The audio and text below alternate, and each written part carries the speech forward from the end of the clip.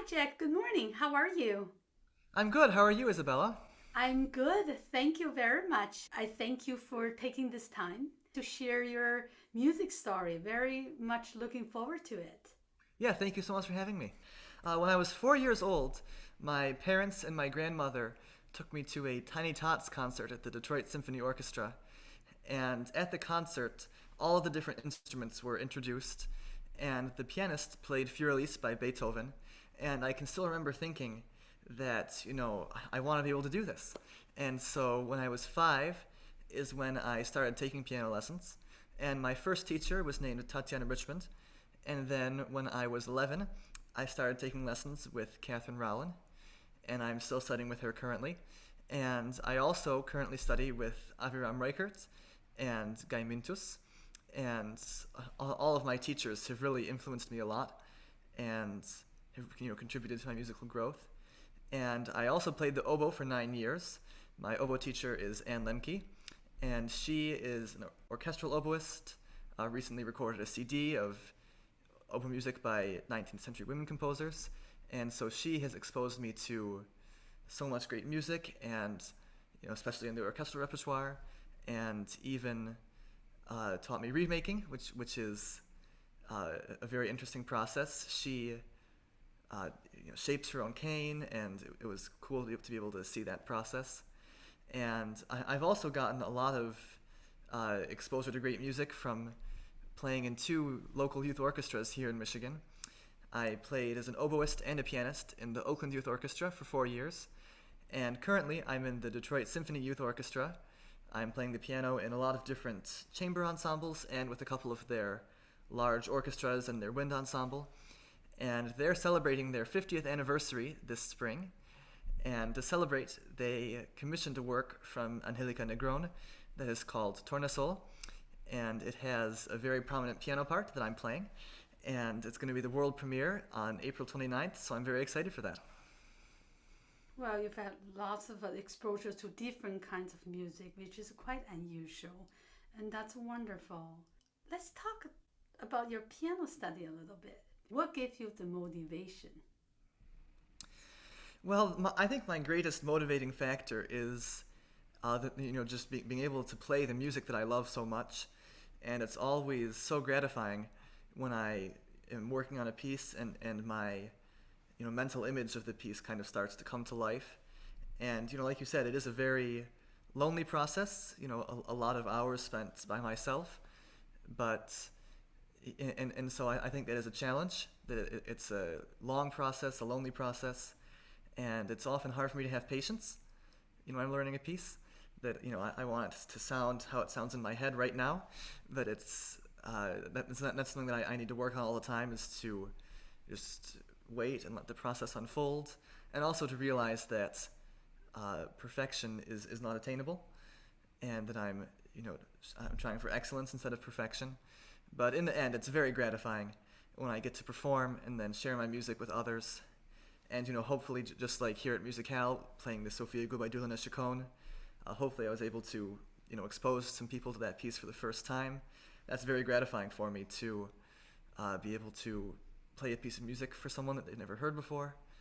And I think in the end, that's what makes it all worth it, is being able to share my art with people and try and match my mental image as close as I can. Since you mentioned that particular work, that must be a brand new piece for you as well. Yes, yeah, I've only been exposed to that piece in the last year or so. It was my teacher Aviram Reichert who told me about it because one of his students in Korea is playing it. And Ms. Gubaidulina is from Russia. She recently turned 90, and she currently lives in Hamburg, Germany. And she is a very popular composer, has received lots of awards, and very prolific.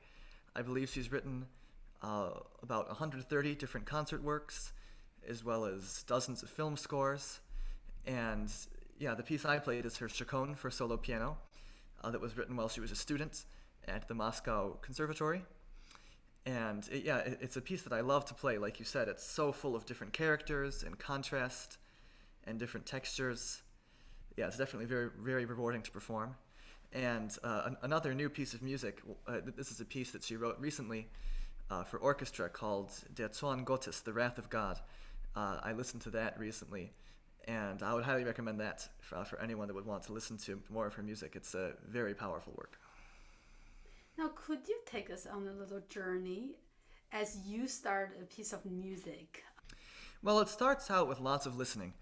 I think for me that's the most important thing in the early stages, is to listen to the piece a lot, because I think then when I do, sit down at the piano and start playing it, it really gives me a head start if I've listened to it already, and I know I have a good idea of what the final product is going to be.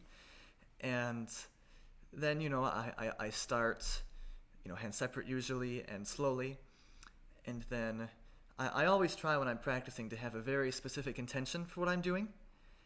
And whether it's for a practice session, as broad as an entire session, or even just one repetition of something, I always try and keep in mind what exactly it is I'm trying to accomplish. And it's difficult because my impulse is definitely just to keep pushing ahead without pausing to think sometimes. But I think that, especially in the early stages, it's very important for me to always think about what exactly am I trying to accomplish, whether it's am I trying to work on the technique here, or am I trying to think about the interpretation, or more of a specific musical detail or the broad interpretation. Whatever I'm doing, I think having an intention for what am I trying to accomplish makes the process go a lot faster, and my practicing is much more productive when I do take the time to think about what I'm trying to accomplish.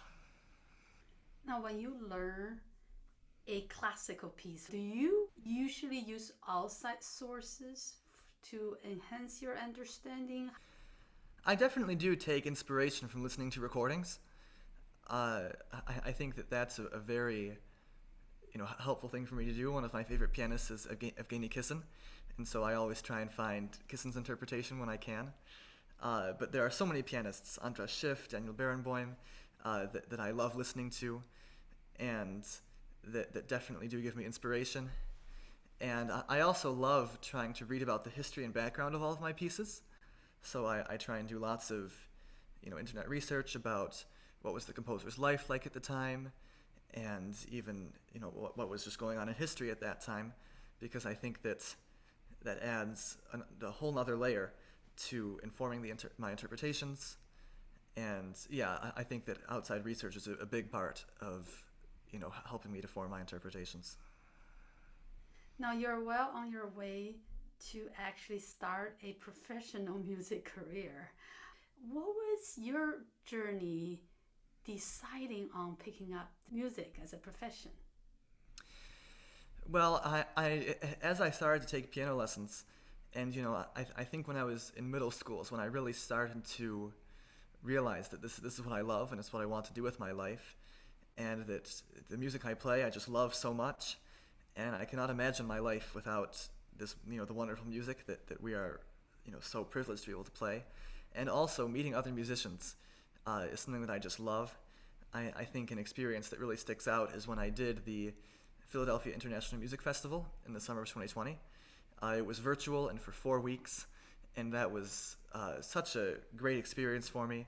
I studied with 3 different piano teachers, Svetlana Smolina, Tatiana Abramova, and Mark Lifshitz, and I got to perform at least a couple times a week in their student solo recitals and their concerto competition. I even performed in a masterclass for Yannick Nézet-Séguin, the music director of the Philadelphia Orchestra, and that also helped me to realize that I just love being around and interacting with other musicians. And yeah, at PIMF I really just felt like I was where I belonged, and I loved it so much that I'm going to actually be an intern there this summer in person, that I'm excited for that. That's very exciting. Do you have certain expectations for yourself now that you're starting college very soon? Definitely. I love performing and hope to perform as much as I can. Composing is also something that I'm getting more and more interested in, and I think it would be interesting to see if I could make that a part of my career somehow. Whether I was going to perform my own solo piano works, or get works for other instrumentations published. Teaching is something that I do look forward to doing someday. I have had a few opportunities to mentor young piano students, and I enjoy that, and so I hope to do that. And I once heard the composer Carl Vine in an interview talk about how musicians need to have a portfolio career, was his phrase. And that makes a lot of sense to me, and I look forward to that, having a career that involves lots of different aspects and just getting to do lots of different things instead of just focusing on one thing. What has been the most rewarding moment? Gosh, well, it is definitely hard to pick just one moment. A very, very rewarding moment was in 2017. I got to perform the first movement of the Robert Musinski Piano Concerto with the Toledo Symphony Orchestra, and that was such a fantastic experience to be performing with a professional orchestra in such a gorgeous hall. The orchestra hall in Toledo is called the Peristyle, and it's just gorgeous. And it was a huge audience, and I remember thinking that that's just what I want to do, is just to be able to share my music with as many people as possible, whether as a performer or however, just being able to share music with people. And yeah, I think that when I performed with the Toledo Symphony, that was definitely a clarifying moment. That it was just such a wonderful experience that was, I wanted to keep doing it. If you have a few words for the very young students who are just starting their journey, what would you say to them? Well, I would say that it is very hard, and just not be discouraged if it's difficult, because it's difficult for everyone. All of my teachers that I've talked to, whenever I have an issue, someone has experienced it before, and all of my teachers always have great advice for me. And I think it's very important, if you have an issue, to reach out, because you are not alone, and there is someone that can help you with whatever you're going through. And it is naturally a very solitary pursuit, but it's definitely a lot easier and a lot more enjoyable when you do reach out to people and get other perspectives, and allow people to help you along the way. It's very important, I think. What else do you like to share? Well, one other thing, in my free time, one of my hobbies is bird watching, and I really think it could be the perfect hobby for a musician, because all day we're usually sitting in the same spot indoors, and bird watching I think is wonderful because it allows you to get outside, walk around, and it's even good because you get to develop your ear. When you're hearing a sparrow calling from inside a bush, can you try and figure out which kind it is even if you don't see it? And so yeah, it's a great, fun, intellectual challenge that lets you see the world, see new scenery. And yeah, I always find that when I'm having a tough time, when I can just get outside for a couple hours, I always come back feeling refreshed. And so yeah, I would encourage people to try it.